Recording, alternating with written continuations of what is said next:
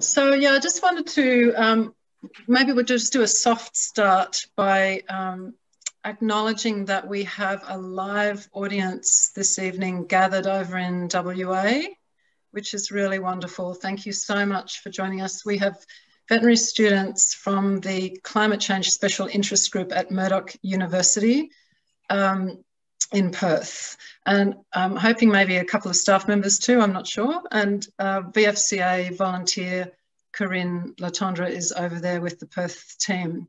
So it's great to have you guys on board. I might just keep going, Ben, if, yeah, okay. So we'll go straight to Acknowledgement of Country. So in the spirit of reconciliation, we acknowledge the traditional custodians of country throughout Australia and their connection to land, sea and community. We pay our respects to their elders past and present and extend that respect to all Aboriginal and Torres Strait Islander peoples today. We acknowledge that sovereignty was never ceded. Now, for those of you who are joining us for the first time this evening, just a tiny bit of background about Vets for Climate Action. So this organisation was started in 2019 by Dr Jonica Newby, who's on this call tonight. Its mission is to be a voice for animals and to inspire the veterinary profession and the animal care community to advocate and achieve meaningful progress on tackling the climate crisis. In terms of structure, Vets for Climate Action has a board of which Jeanette is the chair. It has two permanent employees, so Ben, who's our CEO, and Al Foster van der Elst, who's our campaigns and communications manager, who's not on the call tonight because she's doing other important work. Now, the other important thing to mention is that Vets for Climate Action runs on an engine of highly motivated volunteers who are involved in a number of advocacy and awareness raising activities, including the Vets for Climate Action seminar series, of which this evening is one. Now, up till now, the Vets for Climate Action seminar series has provided important and what I consider incredibly compelling climate science and information about how climate change will, or is and will, impact our physical world, including our animals. We're extremely grateful to have with us tonight Dr Jonica Newby, who is going to help us to turn to the impact of climate change on our emotional and mental world. And importantly, to talk about strategies to help us remain positive and constructive in those moments when climate change and its consequences threaten to overwhelm us. So just on a very quick practical note, this is the first time that we've invited questions in advance of a seminar to be submitted through our website, and we have had a few from Murdoch, thank you very much, and they've been incorporated into this evening's discussion.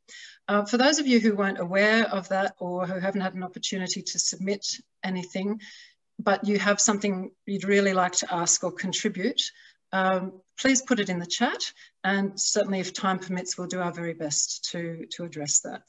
Also, more housekeeping, could I please ask you if you would like, or if you're happy to keep your webcam turned on, because it's always nice for speakers to see who they're speaking to.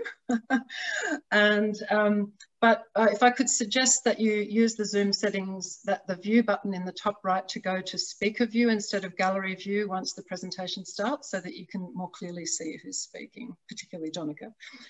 And also, please feel free to provide responses. So, you know, non-verbal reactions if you have a response to something that you're hearing. So, you know, the usual Zoom responses of the whole gamut.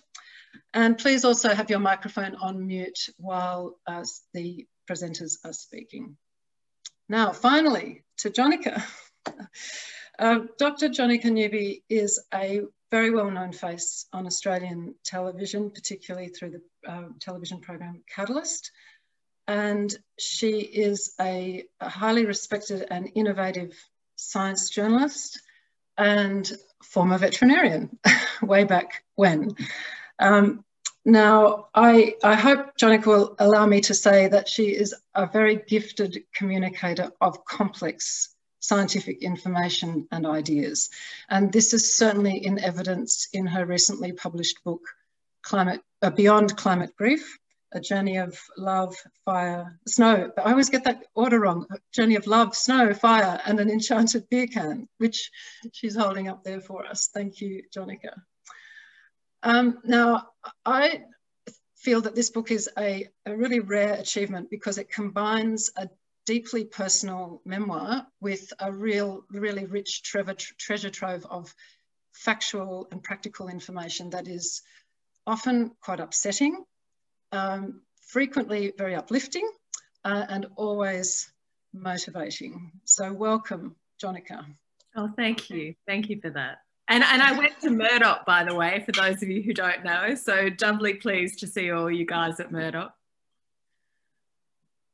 And how many have we got there now, Corinna? Have you haven't seen any recent messages, but it looks like we have quite a few people there listening in. So, all right, now moving on to in conversation discussion. So I'd like to start, Jonica, at the start. Grief, or even, let's say, even profound sadness or distress. These are all profound, powerful emotions. And yet, somewhat paradoxically, when we relate these to climate, they really stem from an understanding that's actually profoundly scientific, you know, based on objective data and observation. So for all of us fact-oriented scientists in the audience tonight, could you start by describing how you came to understand the science of climate change in a way that elicited such a deeply emotional response? Yeah, there's a long answer to that because it's certainly the start point of this book. By the way, I never thought I'd be writing a book about this. This was just a really personal thing that I was going through, and it was only a couple of years later that I looked around in 2019 and thought, I don't think I'm the only one really struggling with these emotions. So as you allude to, as a former veterinarian turned science communicator for 20 years making films on Catalyst, I knew quite a lot about climate change, and I thought that I understood it because I understood a lot of the facts and the figures, but it never kicked me in the guts, to put it bluntly. And when it did, that process of kicking me in the guts started in 2017. I realised I had to deal with the whole thing very differently to the way I'd dealt with it to date. So the cause for me was when I suddenly realised that something that really mattered to me, that was really personal to me, was probably, I hate even to say it out loud, probably going to die in my lifetime. And I'm talking about the snow in Australia. So we all have heart places, I call them. We have a tendency to fall in love with places just as we do with people. And that, I believe, has actually been designed by our evolution, that, you know, just as it's important to fall in love with people because, you know, that way, or, you know, our kids and so on, that makes us protect them for a lifetime. Also, the animals and the spaces around us, it's very important that we protect them too. So I think evolution has put in these tendencies to love places. And it's a manifestation of what has been named biophilia, which some of you may have heard of. Anyway, to go back to my love for snow, I fell in love with snow before I ever met snow because, well, I grew up in Perth, hi again to the Murdoch people, and there ain't a lot of snow there. But of course, all our fairy stories, all our stories of enchantment and magic, a lot of them feature snow. You know, you go through the back of a cupboard and you're in this sparkling white land of Narnia. And of course, Lord of the Rings itself blew my tiny mind. And I've said in a lot of my talks, can you imagine it set in Fiji? You know, it doesn't have the same majesty. Snow and mountains represent the grandeur and grand adventure and epic stakes as well. And then I got to fall in love with the real place, which is the Snowy Mountains, which I've now learnt the Narragansett word, which is Kanamanamaji. And while I was making Catalyst, I used to visit in winter. You know, I'd make that 6-hour drive and I'd be back in my magical place, you know, away from the science place in magic. It's such a stunning and unique landscape. I mean, the snow gums, you know, they twist and turn in these beautiful jewel colours, and, you know, reds and rubies and silvers and golds, and then their leaves coat with ice and sparkle like chandeliers. You know, yeah, the other snowscapes in the world aren't like this. And so I was on a holiday in Japan in 2017. It was my first time there. And I know a few of you have heard this story, but I suddenly, you know, I was having a great time, and there's this Swiss ski instructor that I was hanging out with, and, you know, that was fun. Only I suddenly thought to ask him, why are you here? You know, it's this busiest time of year, January. And he said he came to find good snow.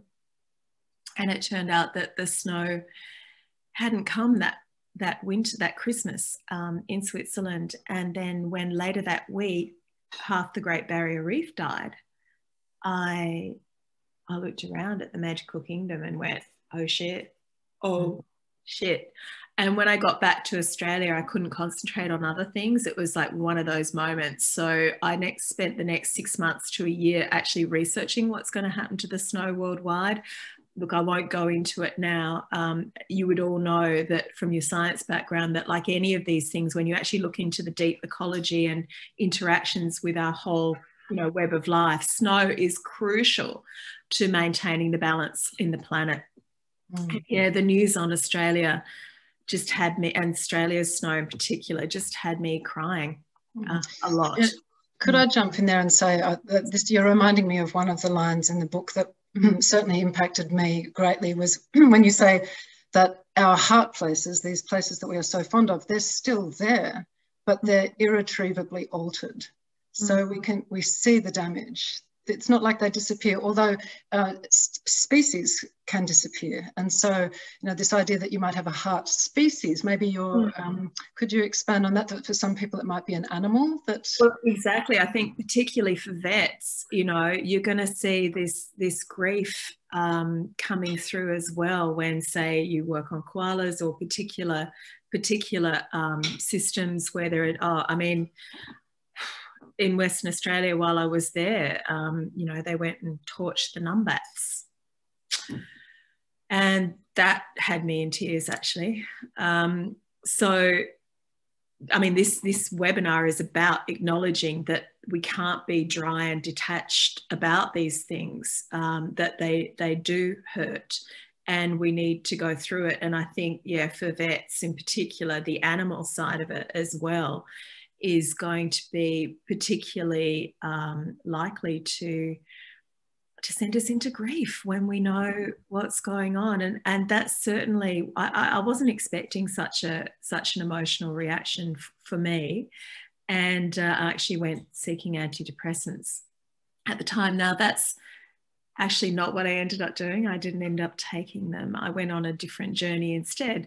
And that journey became the book, because I thought, I had this question, how do I live a good and happy life under the weight of this fearsome knowledge?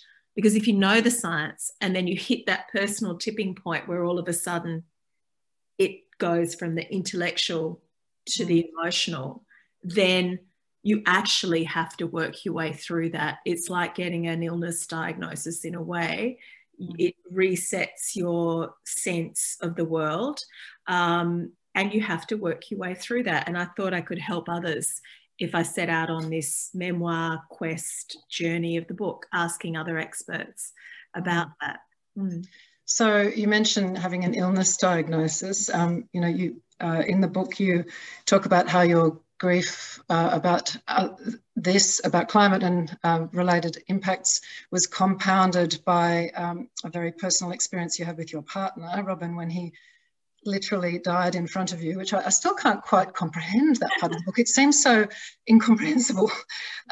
So tell us why is that in the book? What was... Yeah. Well, and that was actually quite a private and dreadful experience of mine. I never thought, I'd never really told anyone, but there's a reason that I put that story in the book. So Robin Williams is my partner.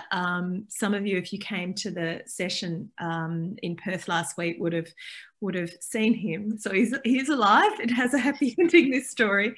But he'd been diagnosed with cancer, and he was reasonably well. You know, but he was on his second round of chemo, and I thought he'd be fine. And it was summer, and I was on my deck in this cottage, actually, just sitting out in the sun, reading a book, having a lovely day. And I hear this thump inside, and I go, I first of all think, I'll just keep reading. And then I think, maybe I should check. And I go running inside, and there on the floor is my partner of 25 years, and he's white. He's absolutely white, you know, like a piece of paper. And he's not breathing. He's doing that agonal breathing. And so I just remember flying across the room and flying to his side, and, you know, seeing the flowers out the back, you know, so, and this beautiful day, and thinking, this is the day he dies, and trying to find a pulse, couldn't find a pulse. And I didn't even know how to do CPR. You guys would probably be better prepared than me, but I'm not a medical person anymore. And finally, but I did remember from my vet days that after about 4 minutes, you know, you're looking at brain damage. So I just tried. I was like 1, 2, 3, 4, 5, 6. And on 6, that line of pink went off his body, and he woke up, and he asked, "Why are you crying?" And so the reason I put it in the book was that when it was only a year or two later that I had this, you know, gut feeling about climate change and what it was going to do to the places that I love. And I started to see the parallels between that and having a partner who's gets a bad diagnosis, that basically, and there's a few parallels. One is that, well, Robin was in denial. So, you know, he was classically like a lot of people in denial about climate change. He didn't think he could die. He didn't think disaster could happen to him. And even when I brought him back, he refused to go to the hospital. So because he just fainted, didn't he? So he became my metaphor for how we all have that bit of denial in us, that we actually really struggle to conceive that anything really bad could happen. But the other reason I put it in was this notion of love, that a lot of the climate communication, if we're looking at emotions around climate, the way we communicate, a lot of it's based on fear. And that's understandable. I mean, I feel afraid often, and I got to feel really afraid during a lot of events of the last year and a half. But fear from a neurobiological point of view is designed to, you know, spike and drop. And it's just not great for long-term threats. And yet it occurred to me when I was trying to put together, you know, my experience of having what happened with Robin with my feelings about the climate, that there's this cliched emotion that biology designed to make us act for the long term, and that is literally love. And, you know, love is designed neurochemically to stay with us. And what's it there for? I've already, you know, mentioned it. It is there to make us protect what we love. And it just seemed to me, that it was very clarifying to think about your actions for a lifetime in terms of climate, that you think, what would I do to save the one I love? And the answer is always, I do what I can. And you don't look away in denial. And there's another parallel that really got me thinking about, you know, climate. Was one of them was that, you know, when you know that something bad could happen to your partner, A, you don't look away. But B, it doesn't mean you stop enjoying your life. If anything, you make it more precious, but you make sure you do all the long-term actions that you need to do in order to bring about the best possible outcome. And I do think that that is a strong parallel and a very clarifying parallel to think about our actions long-term for the climate. Yeah, so speaking of long-term, and you also mentioned the disappointments of the last 18 months or challenges of the last 18 months in whether we say the political sphere or, you know, there've been a lot of challenges. So that leads me to ask, can you talk about maybe the contrast, you know, you've just mentioned about how the contrast between how fear and love serve us differently. What about the contrast between hope, which is something we all need, but can often be, you know, struck down, and so therefore can waver. And this idea that you write about extensively in your book, a much more abiding and motivating notion of courage. Yeah. So I should just backtrack a little bit and describe what actually happened with the book before I go into the courage and hope, because it might just give it a little bit of context. So I said earlier that I never intended to write a book about this. It's just that I started noticing that other people were struggling emotionally, and I thought I might be able to help myself by going on this journey of investigation, but also help others. You know, it's what I've always done with Catalyst. And my angle was really different, as you've mentioned. It was to talk about emotions. So the idea was that I was going to interview a whole lot of different people who would have a really different take, and that each chapter was going to be through the prism of a different emotional or mental state. So there's quite a lot of, you know, those of you that have an interest in animal behaviour and human behaviour, which I would say would be most of you, there's quite a lot of really good evolutionary biology and psychology in it. But and I also thought I would ask lots of really interesting people, surprising people, like not scientists in many cases, but people like Missy Higgins and Charlie Pickering and Mike Cannon-Brookes are all in it. And then, as we know, well, the book and my life took a very different turn as I was going, because it was October 2021 when I started, and sorry, October 2019. It's been a tough couple of years. Where are we? God, it does feel like that. Apocalypse 1.0, Apocalypse 2.0. So the book became a memoir of trying to write a book like this about climate emotions during this enormous upheaval of emotions around the climate and then the pandemic.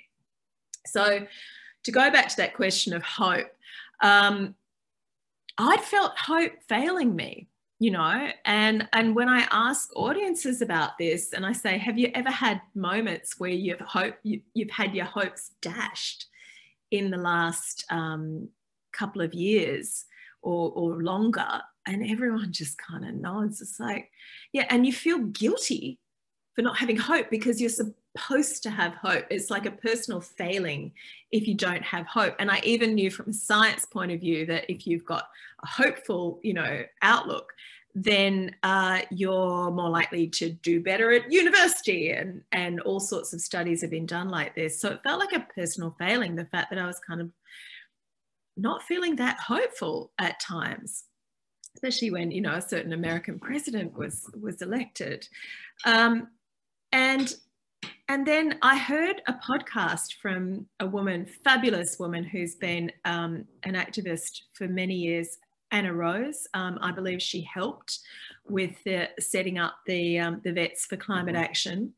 She's fantastic. She's amazing. And she was always one of the first people I wanted to interview because I admire her so much.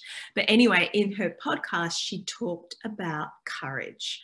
And all of a sudden, it was like this bloody light bulb. It was, of course, courage. Courage is what you fall back on when your hope temporarily deserts you. I mean, hope will never desert us altogether, but at times it does. And of course I thought, you know, my grandparents, they were in World War II. Things looked incredibly dire. My grandfather, you know, he was practically shot down and, you know, ended up in a life raft as a Spitfire pilot. Courage is what they fell back on. And Anna Rose had these fantastic things to say about it. And one of them was that, look at the derivation of the word courage. It's made of the French words cour, which is, oh, I can see a cat there. I love this cat bomb. Sorry. I'll go back to my what I was saying about courage though. So it's made of two French words, cour meaning heart and rage meaning anger. So to me, it's like the fight to actually fight for what you love. Courage is basically what we're all showing.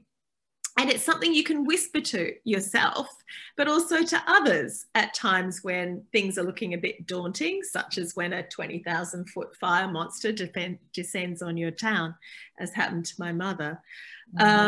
It's also contagious. You know, courage, if you see someone stepping forward and being courageous, then others do too. And there's lots of examples of that in the book with the people I talked to, because of course the Castleman kids, you know, there were these three kids who there wasn't really a climate school strike movement in Australia in 2018.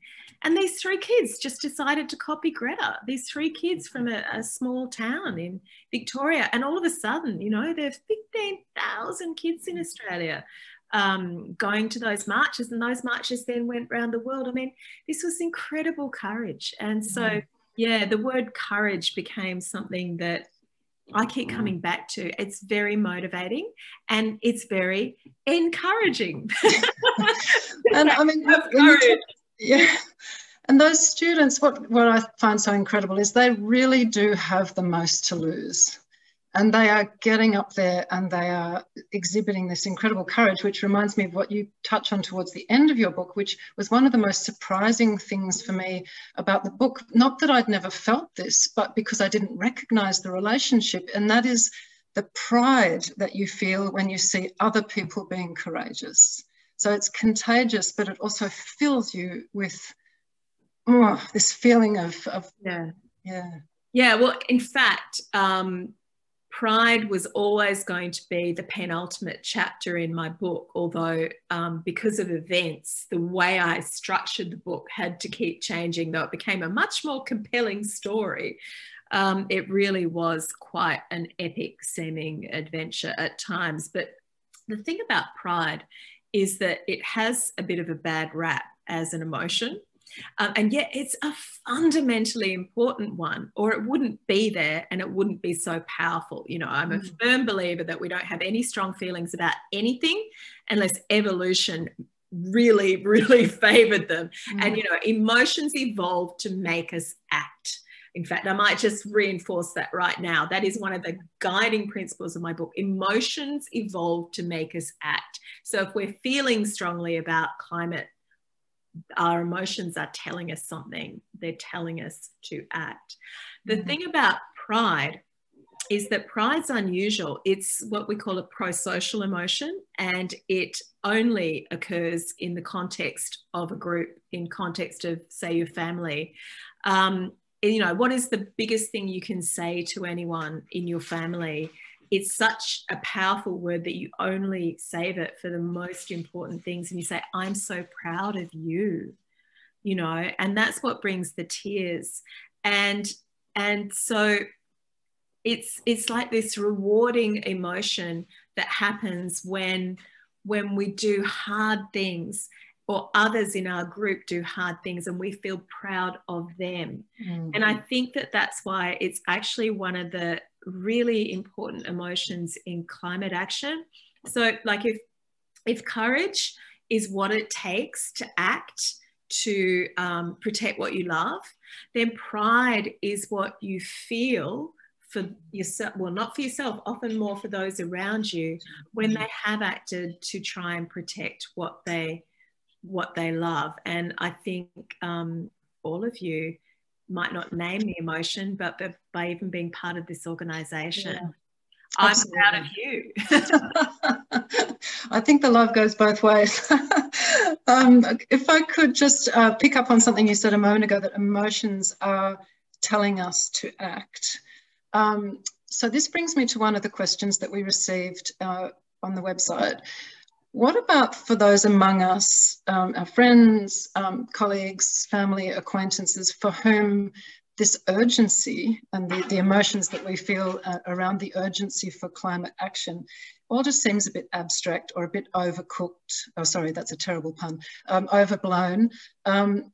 Because of this very human condition that we have, that we feel like disaster just can't happen to us. You know, this idea that we can sleepwalk into catastrophe. Yeah. I mean, what about that? Yeah, there's so many facets to why a number of us in this community, Australia, either don't engage or in denial or just don't think it matters or it's not that real. Some of them obviously have to do with the information people have received, and I really do point the finger myself very strongly at the dominant press, which has been peddling lies for a decade, and those of us with a science background know which press I'm talking about.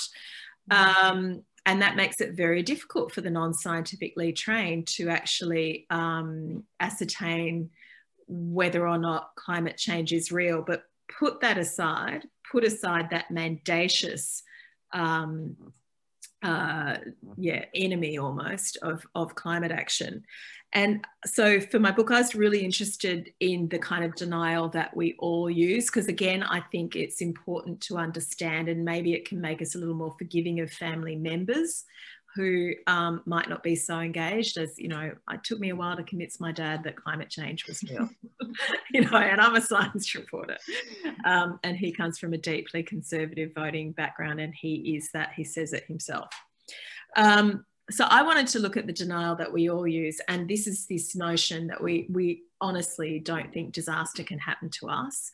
And I became aware of it a few years ago when I made a film called Don't Panic, Surviving Extremes. And I met these, and that was about, you know, why people don't even leave in a fire in time. You know, they get told to evacuate a cyclone that's going to inundate their village, and they still don't leave until it's almost too late. It's because they just can't imagine that this beautiful day or whatever it is could suddenly transform into something else. So why is it? Why can't we? Why do we struggle so much to think that disaster can really happen to us? And it comes back to the story I told with Robin, my partner. The thing is, we're all going to die, right? I'm sorry to tell everyone, but you know, and I know you know it as vets, but in a way we still don't know it emotionally about ourselves. Yeah, it's at an arm's length. It is, and you know,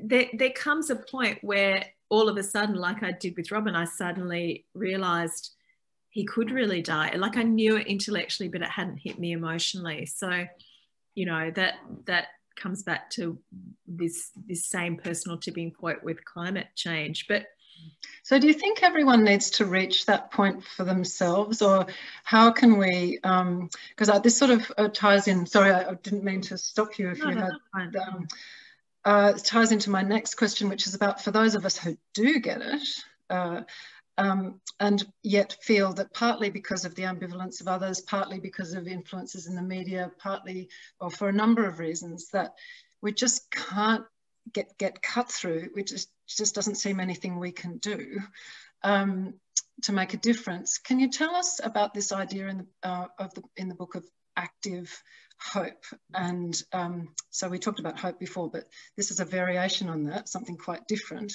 Active hope and the power of catching an inspiring vision to make us feel like we can contribute. Absolutely. And I'll just quickly backtrack. And there's just one thing I didn't say about the denial thing. And that is just basically from an evolutionary point of view, we had to evolve denial, because if we got out of the cave every day and pictured all the ways we could die, this is called prospection, the fact that we can envisage the future, we wouldn't get out of the cave. So basically evolution put this great big block in front of us, this denial, and some people are more optimistic and less threat aware. And I think, and some people are more threat aware. And I think understanding those different personality types can also help you help you communicate with others within your own family and so on, and also be understanding of their perspective and maybe find ways of persuading them as well. And yes, they do need to kind of feel it for themselves, people, otherwise they just don't, it just doesn't feel that real. I hope after the pandemic there'll be a bit more awareness that bad things really can happen. Now, to go back to one of the most important notions in the book, because ultimately, while the book tells this dramatic story, you know, I'm a storyteller. I didn't want a series of facts. I wanted a story that people could read and work things out for themselves. And also, hell, the book kind of wrote itself because the events that I was living through were just so damn dramatic that it lent itself to a dramatic narrative. But I was also, of course, on a genuine quest to ask the best people I could find how I go forward emotionally with this, you know, this reality. Because I did, I had a year where I just cried all the time. Every time I couldn't even say the word snow without crying. Okay, coral, same. But I haven't cried as much lately. So I think the book has helped. One of the most important notions was this notion called active hope. And a few different people who'd been dealing with this for a long time, including Anna Rose, pointed me to this. There are other words for it, but active hope seems to really resonate with people. So this is an idea that was developed by a philosopher called Joanna Macy. And she's quite old now. This philosophy was developed a little while ago. And she's done a lot of workshops on it and so on, and there are some workshops in Australia too. But let me just really simplify the notion. It's this idea that instead of being something that a faith that you have, which is hope, it's just a sort of an optimism and faith, which can be a bit, you know, too much optimism can be actually quite counterproductive in this case, because you actually have to act to deal with the threat. Active hope is the gift that you give. So it's an action rather than a thought. And so here's how I think of it. So she sort of posits two different visions of the future. And one is the future that we can have, and our science brains are painting a pretty damn clear picture. And if I'm just going to be brutal for a second, since I first made Taking Australia's Temperature back in 2011, Australia and the world have gone up 0.1 of a degree, so that's in 10 years. We're going to be up another 0.4 in 10 to 15 years. And that, I think most people haven't even grasped that, not even grasped it. And of course, even with 0.1, we've had quite an extraordinary time in the last year and a half. So we don't turn away in denial. We actually face the beast, as I say. But this other vision we have of the future is the best possible world that we can see from this point. So, and I can see, you know, all sorts of fantastic things that we're going to transform Australia's economy, you know, have far less air pollution, you know, all sorts of fabulous things that are going to come from the transformations that will happen. And active hope is our gift of action toward that second future. I mean, it's also been called the future you choose, which if any of you listen to Christiana Figueres, amazing international leader, she writes about the future you choose, which is also comes from Joanna Macy's Active Hope. So you do what you can, and then the rest is out of your hands. And then just to carry on from that, this is the part I love. She says you have to actually experience your grief and accept it. And I guess that's part of the notion of this webinar, is that at some point you actually have to confront your own emotions. Otherwise you can go into overwhelm, you can go into burnout, you can just get stuck into toxic anger or denial. So she says, don't be afraid of the grief. Use it as a kind of bouncing point. And then what you do, and you treat it as once you've sort of acknowledged that and the grief honours what you love, then you kind of move through it and learn to come to terms with it. And then she says, treat it as a call to adventure and catch an inspiring vision. And the catching an inspiring vision can then tell you which actions are going to be your gifts of active hope. So active and hope, your hope is in your actions. Yeah, that's I'm going to come back to that a little bit later because, oh, look, what the heck, I'll say it now and I'll come back to it later. I know we've got, short of time. Yeah, we are short of time, but I will pick up on this later. But for me, that small personal contribution, that taking a call to adventure, for me, that was joining Vets for Climate Action. Yeah, that absolutely pulled me out of that hole. It gave me a channel for positive, constructive way forward. So I'll repeat that call to action at the end of that. But yeah, we are a bit short of time, but I really would love to well, love is probably not the right word, but I think it's appropriate, especially considering your audience here and so many people who care about animals and the environment. If you could just tell us in the shortest possible way without compromising the story, what happened in Malakuta on New Year's Eve 2019, and how this feeds into your narrative. Yeah, so I never thought I'd be talking about the emotions to do with disaster, but then I had to because I live on the south coast of New South Wales, and I know, Corinna, you were involved as well. And, you know, at the beginning of this journey of writing the book, when I first had that notion about the snow, I honestly thought, oh my God, I'm living Lord of the Rings. You know, it's like this black coal versus white snow. And then, you know, having started writing in October 2019, within 2 weeks the fire started, and it really did start to take on this epic scale. And I think let's face it, 2020 has outstripped anything any of us could have imagined. And at times we've felt like we've fallen into a film. But you know, Apocalypse 1.0, Apocalypse 2.0, you barely catch up. And a lot of us have been in disaster brain a lot of that time. And you know, again, it's a hint of some of the things in our future that we're just going to have to deal with. So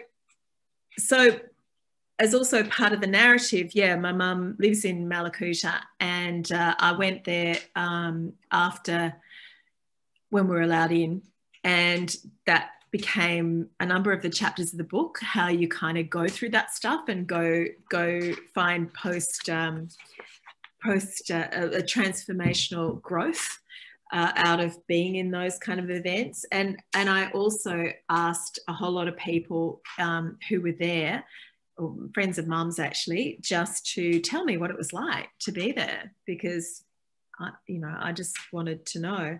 And so it came together in this incredible narrative, and I am going to read, it's only 3 minutes, but I am going to read this. I've been doing the readings in a lot, and you'll understand why, because this is the story of Nicholas. So this is all these stories are interwoven, and they just take place on that one day, which was New Year's Eve day in Malakuta.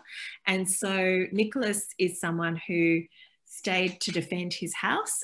Just to be clear, he wasn't in the forest, he was actually in the town, but most of the people were discouraged from staying to defend because the fire trucks actually surrounded all the thousands of people that were on the beach.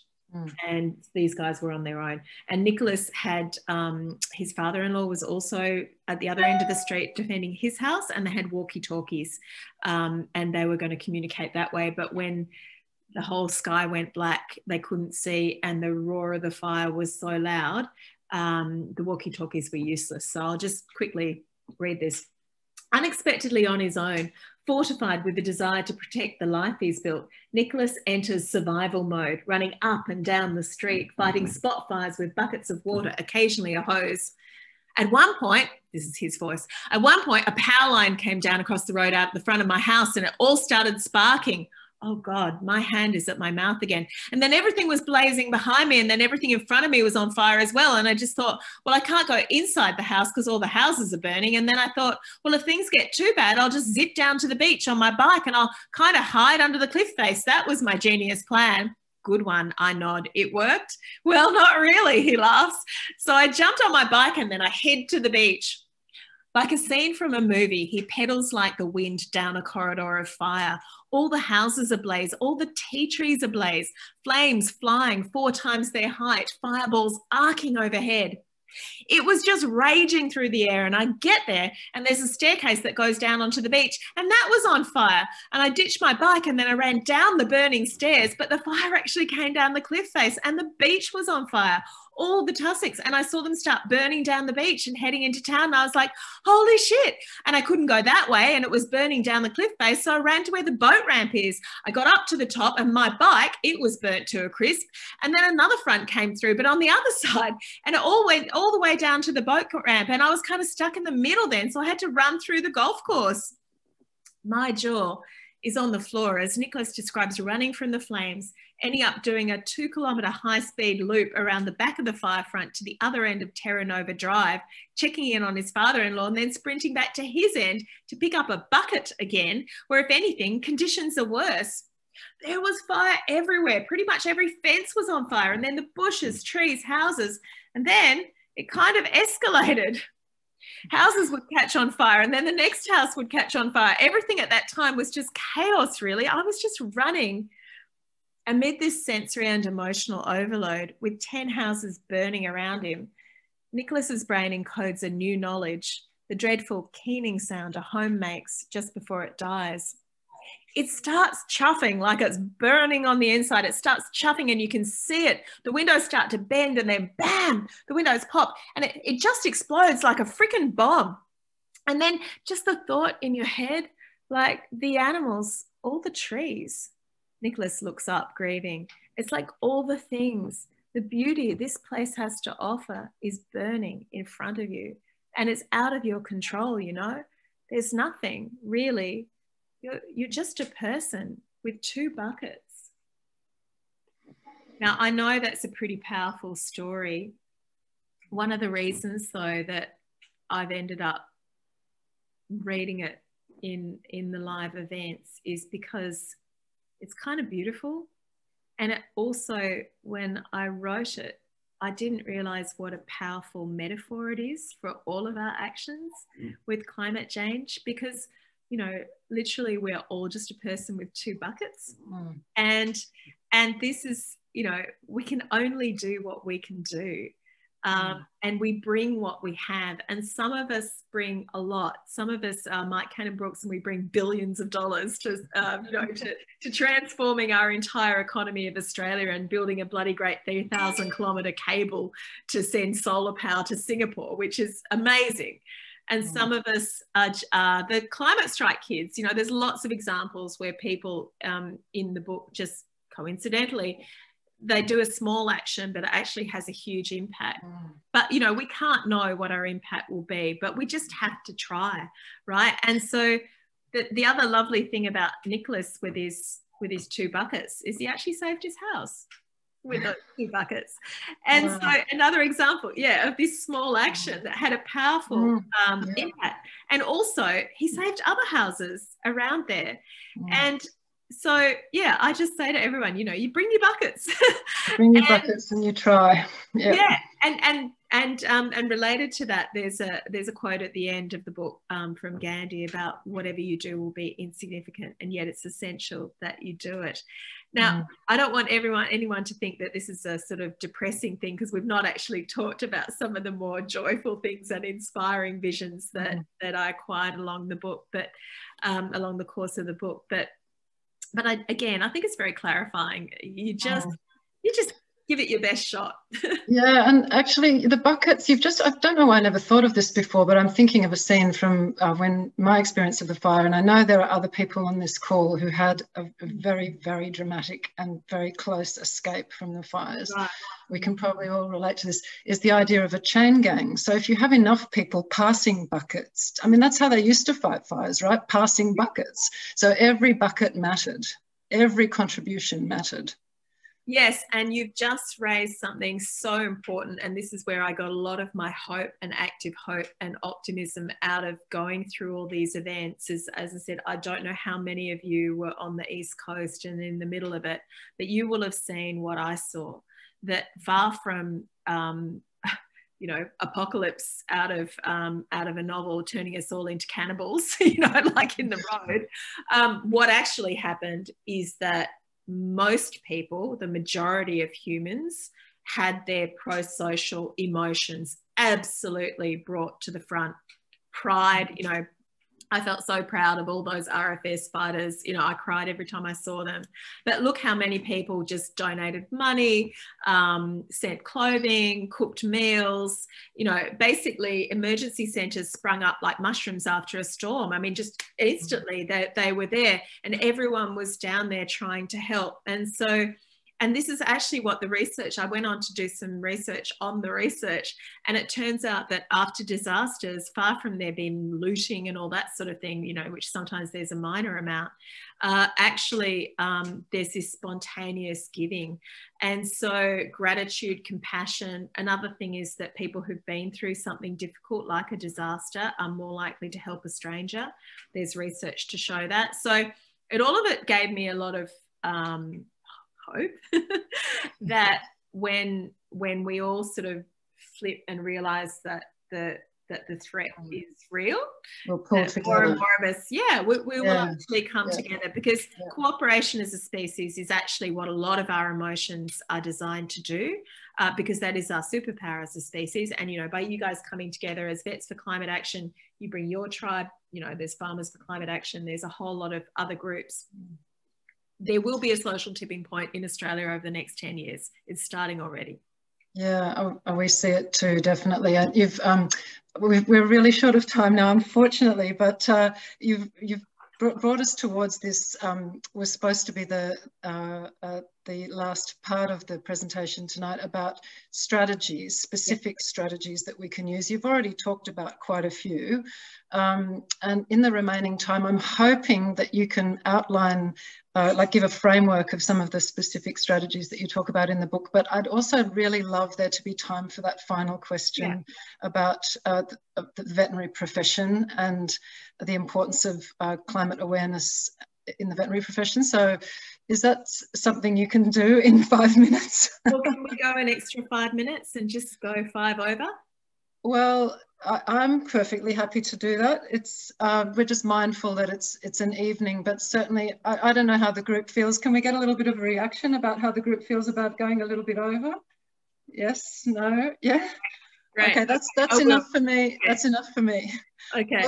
What about the Murdoch group? Are you guys happy to stay on another? Yep, good. Okay, yay. Okay, so I'll try and list the strategies. Now, again, these are going to feel a bit glib, but obviously there's more in the book. And what I have found is that some of these things, when I first heard them from people, didn't really make sense to me, but over time, they've become more and more profoundly important. And I think, like any kind of emotional reckoning, you actually do have to go through stages of processing these things. So the first thing I'm going to mention, so active hope is one of the most important strategies. So I think I can put that aside for the minute that we've had a good chat about that. In one of the chapters, I set out on a specific mission, which is to ask psychologists, how should parents deal with their kids? Because, you know, all these kids are getting climate anxieties and so on, or at least asking questions about it. And so I talked to a number of psychologists, and that chapter, although it's aimed at kids, it's actually aimed at all of us, because the strategies in it are actually the strategies that we all use and need to use, and it's good to have it sort of clarified. So I sort of condensed it down briefly to an algorithm with 3 parts. So the first is name and validate the emotion. So like if you're a parent, that would be you know, oh, of course you're upset about, you know, that's okay. What you're feeling is sadness about the coral or whatever. You know, lots of people feel that way.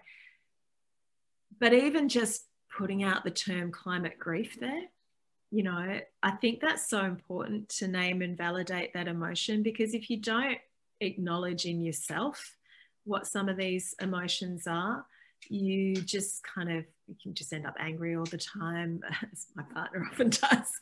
But it's actually really important, and it's kind of, I don't know, liberating to name and validate the emotion that we feel these things because we should, because the events that are around us are big and overwhelming, and it's okay to feel them. And by naming it grief, because I've seen terms like eco-anxiety and solastalgia and things like that, but the trouble is they kind of pathologize it, you know, they make it sound like you're sick, whereas actually grief is a natural reaction to, you know, having the numbats bloody, numbats all bloody, you know, firebombed by inappropriate fire management. You know, grief honors what you love, but it also, grief isn't just one emotion, it's heaps, you know, it's anger, joy, you know, there's a roller coaster, and also it comes back and forth. So I think, so that's part one, name and validate the emotion. It's not a pathology. Number two is change what you can. And this is the action part of the algorithm. So it's change what you can. Number three is accept what you can't. So the action part of the algorithm is the actions that you do to bring about the future that you want. And obviously joining a group like this is a really important one of those. And I've actually broken down for myself those actions into two columns, and Susie Burke, who's a really great psychologist, who's also a powerful activist and the mother of one of the climate strike kids from Castlemaine, she made it very clear for me, you divide it into your personal actions, which are the things you might do around your home and in your own life, and your collective actions. And you'll never win at the personal actions, because there's, you know, you can't be perfect in a society where fossil fuels are everywhere. But you do what you can in order to live within your values. But the second column is your group actions or collective actions. And obviously by coming together like this, that's part of that. It might be protesting. It might be changing your business so that you're zero carbon. It might be all sorts of things, but that basically have a bigger impact, because if you just focus on your own actions, then you're missing the point. So that's the second part of the equation. The third part is accept what you can't change. And I think this has been the hardest thing and the most complex thing to understand, is this notion of acceptance.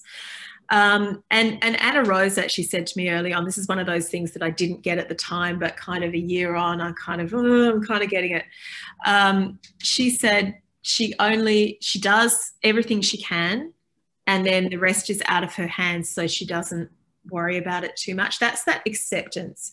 I know, Corinna, you wanted me to talk about radical acceptance. So radical acceptance is a notion that is used in psychology, and it was the psychologist Heidi Sumik who actually drew my attention to it as the fires hit. She emailed me unexpectedly. I'd interviewed her, you know, a month earlier, and then she was obviously feeling for me and you know, what had happened in Malakuta. And she emailed and talked about radical acceptance. And this is this notion of accepting the unacceptable. So it doesn't mean you sit passively and you do nothing about it, or that you think it's okay. It's that you accept it and don't let it eat you up, or try not to. And so it's when things are really unfair and unjust, but they are your reality, and you just have to sort of accept them and move on. And I think for people who are activists, particularly younger activists, this is another notion about avoiding burnout. Because what I have seen, I don't write about it so much in the book, but I have seen it already in the talks that I'm giving, what can happen, and I think for you as practice owners and others, just be mindful, particularly it can happen particularly in the 20 to 30 something age group. Everyone gets all inspired and motivated and active, you know, in their late teens and does all these things. And then some of the realities of poor leadership and all the setbacks that happen to the climate action movement can get people down. And I have certainly met a number of people in their 20s now who basically had to step away from climate action for a while because they'd hit burnout. And I just think being aware of that self-care, I might say if you've got, you know, friends, people within your practice that are spending so much time on trying to do their climate activism, that they actually start to neglect their own lives and fall apart. It, you know, look, sure, I fell apart. Yeah, I fell apart when I hit the grief. That's one thing. But there's another thing, which is just that frenetic energy of trying so hard to do everything that you basically burn out. And as I said, I just want people to sort of be aware of that. And I think there's a lot more movement now, and there are more psychologists training in this too. It's becoming a thing to actually help people avoid burnout and look at self-care. And of course, a lot of that comes with your actions being part of a community. And related to that, you've got to remember to laugh, you know, and sing. And I actually have chapters in there on laughter and music and so on, because these are very bonding things. They also reduce stress. And so these things are all part of keeping yourself sane, because there's no point just focusing so much on the negative that you miss out on your life now. And that theme comes up quite a few times in the book, actually. Missy Higgins talks about that, because she hit a really bad climate grief depression, quite similar to mine. And she was pretty overwhelmed. I mean, she may have been worse than me. I didn't cry. But she actually ended up writing a beautiful album of songs about, which is stunning, solastalgia, about climate. And that really helped her sort of come back to life, if you like. And so, yeah, she talked about accepting what you can't what you can't do, like the limits to your own reality, you know, bring your 2 buckets. It's all different ways of saying the same thing. So that's the algorithm, you know, name the emotion, change what you can, accept what you can't. Healthy information diet. I definitely want to mention this, because this is related to the possibility of burnout and overwhelm as well. And this, again, funnily enough, came up in the Missy Higgins interview, because she'd really had to do some soul searching to work out how she was getting through things. And this is that, by definition, I've been very aware of this as a journalist for years too. Literally, the job of the news is to fill you full of adrenaline and anxiety. That is literally, by definition, what news is for. It's not newsworthy if it doesn't do that. And unfortunately, that has, now that we have a very fast news cycle and easy access to that, that actually means that we can literally drown in a soup of adrenaline and anxiety. You all have enough neurobiology to understand what that does. And so being, again, mindful of that, limiting, particularly some people are more anxious than others. I'm of the more anxious and emotional makeup. And so just being mindful of, you know, when I'm reading something terrible that Angus Taylor or someone has done, I kind of skim through it, and then I go, oh, and here's Matt Keane doing this awesome thing. You know, there's now 5 renewable energy zones in New South Wales. So being really careful about making sure you balance that out. Yeah. Related to that, again, is one of the best bits of advice I got from one of the psychologists is look for heroes, and be, you know, you can't follow everyone, but you know, find some people that really make you feel good when you see what they're doing, and you know, again, within your group, you've got that that really can help balance out that information diet. I actually subscribe to a newsletter that just has good news on climate. Jonica, could I jump in there just in the interests of time? I'm going to pick this healthy information diet because I think it's a wonderful segue into possibly the toughest question of the night for you, because you say you're so removed from the vet profession now, and yet I think the veterinarians in this audience and animal care professionals, lovers in this audience are probably interested in your thoughts on this question. And I'm going to bring it back to the veterinary profession now. I just made the connection between healthy information diet and veterinary curricula because veterinary curricula are extremely crowded. Society has very high expectations of veterinary graduates to be clinicians, to be well-rounded medical professions that treat many more than one species. It's a demanding career, it's demanding to prepare for the career, and it's demanding to design a program that makes people ready for that career. And yet, just like everybody else, vets have to face this additional burden of the impact of climate change on their lives and potentially on their profession. And I know this is a really tough question, but I really do appreciate that you have said you'd tackle it.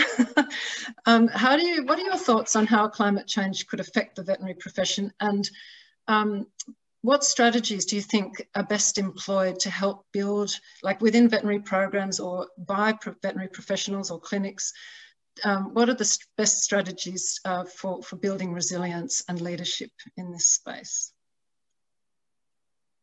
Yeah, I mean, we're all humans, so we're all going to be affected by whatever happens ahead. And there are some dramatic changes coming. Now, it seems to me, I know because Corinna, you and I had a chat about this yesterday, that the vets are in a really unusual position in society.